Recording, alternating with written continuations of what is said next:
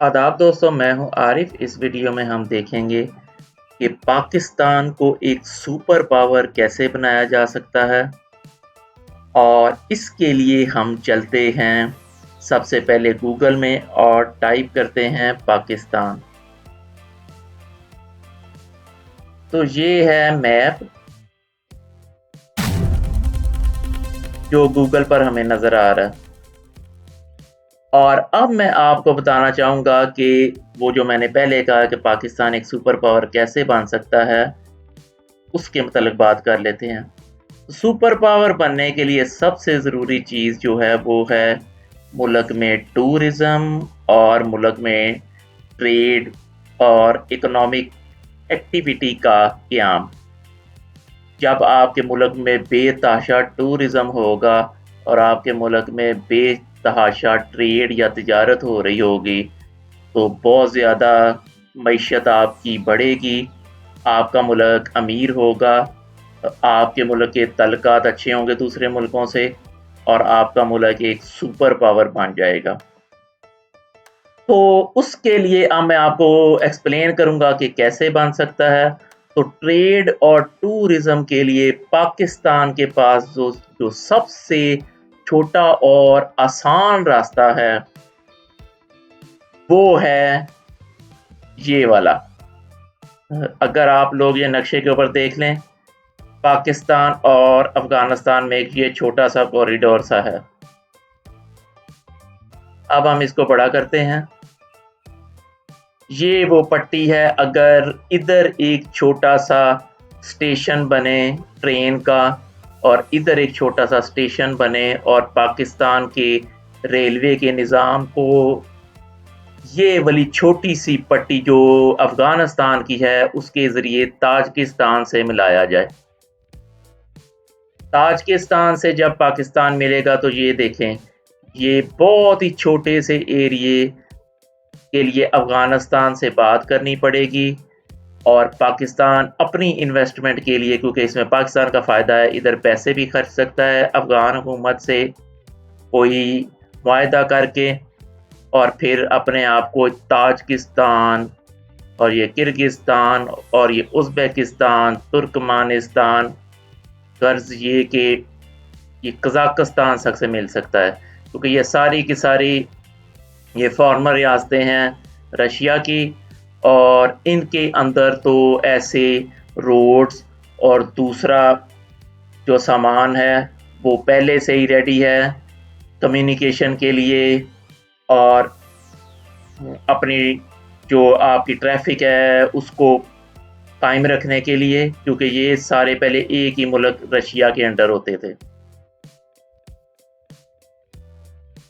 तो ये वो छोटी सी एक पट्टी है जिसके लिए हमें एक रोड भी तैयार करनी पड़ेगी, जो एक हाईवे हो या मोटरवे हो, बहुत फास्ट हो और इधर भी बहुत सारी फैसिलिटीज़ हों मुसाफिरों के लिए और इधर भी बहुत सारी फैसिलिटीज़ हों, दूसरी तरफ ताजिकिस्तान में बहुत सारी फैसिलिटीज़ हों मुसाफिरों के लिए, स्टेशंस हों, रेल लाइन बिछी हो। और फिर जैसे आपको पता ही है कि पाकिस्तान और चाइना यहाँ पर एक रोड बना रहे हैं जो ग्वादर तक जाती है।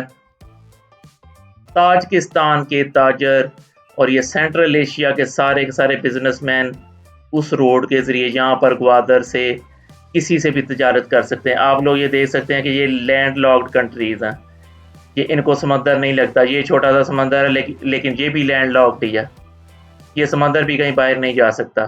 तो इन सारी कंट्रीज़ को आप लोग पाकिस्तान और ताजिकिस्तान के रास्ते जहाँ से आप लोग मिडल ईस्ट से मिला सकते हैं, जहाँ से चाइना से मिलाया जा सकता है। चाइना से तो खैर चाइना खुद ही एक रोड बना रहा है जो यहाँ से गुजरती है, ताजिकिस्तान से, ईरान से, तुर्कमानिस्तान से रेलवे लाइनें भी बिछा रहा है। लेकिन जैसे मैंने पहले बताया कि दो की फैक्टर्स हैं, आपकी ट्रेड बढ़े और आपका टूरिज़्म बढ़े, तब भी पैसा मुल्क में आएगा, मुल्क अमीर होगा और एक सुपर पावर बनेगा। तो इमरान खान हुकूमत से मैं ये एक्सपेक्ट करता हूँ कि वो पाकिस्तान और सेंट्रल एशिया के दरमियान ट्रेड और टूरिज्म के लिए, यानी अगर आप सोचें ना कि अमेरिका से पाकिस्तान में टूरिस्ट आ जाएंगे, रशिया से टूरिस्ट आ जाएंगे, या दूसरे दूर अफ्रीकन कंट्री से टूरिस्ट आ जाएंगे, तो उनको बहुत ज़्यादा पैसा चाहिए। उनको रेल की नहीं, एरोप्लेन्स की टिकट्स चाहिए पाकिस्तान का पहुंचने के लिए। लेकिन ये वो टूरिज्म है सेंट्रल एशिया से और ट्रेड है जो आराम से एक छोटे से रास्ते को पाकिस्तान के साथ मिला देने से, जो कि ये अफगानिस्तान से गुजरता है इस छोटी सी पट्टी से, तो ये पाकिस्तान में ये कम्युनिकेशन का सिलसिला कायम हो सकता है। अब मैं थोड़ी सी बात करूंगा कि जो बैनुल-अक़वामी पॉलिटिक्स चल रही है। लोग कह रहे हैं कि भारत जो सा है वो अमेरिका के साथ मिलके और चाइना के खिलाफ जा रहा है, तो कोई बात नहीं है। अगर भारत ये नेगेटिव रोल, मनफी रोल कर भी रहा है चाइना के खिलाफ, अपने पड़ोसियों के खिलाफ, तो कोई बात नहीं। पाकिस्तान को इमरान खान एक ज़हीन सियासतदान है, एक ग्रेट लीडर है, वो आराम से पाकिस्तान को चाइना और अमेरिका के दरमियान एक पुल या ब्रिज की तरह बना सकता है। तो पाकिस्तान को पॉजिटिव पॉलिटिक्स ही करनी है, चाहे नेगेटिव पॉलिटिक्स इंडिया जितनी मर्जी कर ले। अब मैं, चूंकि ये नक्शा खुला हुआ है, आप लोगों को बता देता हूँ कि पीछे करके एक जो श्रीलंका में टेररिस्ट अटैक हुआ था, जो एक चर्च के ऊपर किया गया था, उसके मतलब बहुत सारी अफवाहें होनी थी कि किसी मुसलमान मुल्क ने किया, किसी दूसरे मुल्क ने किया। तो उसकी भी मैं आप लोगों को एक्सप्लेन कर देता हूँ कि ये श्रीलंका ये है। इसके साथ अगर कोई टेररिस्ट आ सकता है, ये चारों तरफ समंदर है, तो वो इंडिया है। और वो टेररिस्ट इंडिया से ही, इंडिया की राह एजेंसी के कहने पर ही आए थे। ये देख लें, ये छोटा सा फासला, और कहीं से भी नहीं आ सकते, आसमानों से नहीं नाजिल हो सकते, समंदर से नहीं निकल सकते वो टेररिस्ट। लेकिन चूंकि वेस्ट के आजकल बहुत सारे मुल्क प्रो इंडिया हुए हैं, वो उन्होंने इंडिया के खिलाफ कोई ऐसा प्रोपेगेंडा नहीं किया। ये वैसे ही सूरत हाल है। अगर आप लोग ये जाएं इस मैप के ऊपर, ये ऑस्ट्रेलिया है। आप लोगों को याद होगा कि न्यूजीलैंड में भी एक, ये न्यूजीलैंड है, एक मॉस्क के ऊपर या मस्जिद के ऊपर एक टेररिस्ट अटैक हुआ था, वो ऑस्ट्रेलिया से ही आए थे, और वो आ भी ऑस्ट्रेलिया से ही सकते थे। बाकी चारों तरफ ये देख ले न्यूजीलैंड के, ये सारा समंदर है। अब वो भी टेररिस्ट आसमान से नहीं था आ सकता, वो ऑस्ट्रेलिया से ही आया था। और ये वही केस है कि ये जो टेररिज्म, ये जो यहाँ पर श्रीलंका में हुआ था ना, वो कहीं से भी नहीं आया था, किसी बांग्लादेश से नहीं आया था, किसी पाकिस्तान से, किसी और मुल्क से, वो सिर्फ इंडिया से आए थे, और इंडिया से वो आ सकते थे। बाकी चारों तरफ आप लोग देखने समंदर है। तो ये इंडिया को नेगेटिव पॉलिटिक्स करने दे, पाकिस्तान ने पॉजिटिव पॉलिटिक्स करनी है। तो ये सुपर पावर, ये इमरान खान की हुकूमत को आप लोग दें, ये 5 साल में पाकिस्तान को रशिया और चाइना के लेवल पर तो ले आएगा। और अगर ये बंदा 10-11 साल हुकूमत कर गया, तो पाकिस्तान अमेरिका के लेवल तक भी आ जाएगा। ये इमरान खान एक अच्छा लीडर है, अगर इसको टाइम मिल गया तो ये पाकिस्तान को, मैंने जैसे आपको मैं फिर रिपीट कर देता हूँ, चाइना और रशिया के लेवल की सुपर पावर अगले 5 साल में बना देगा।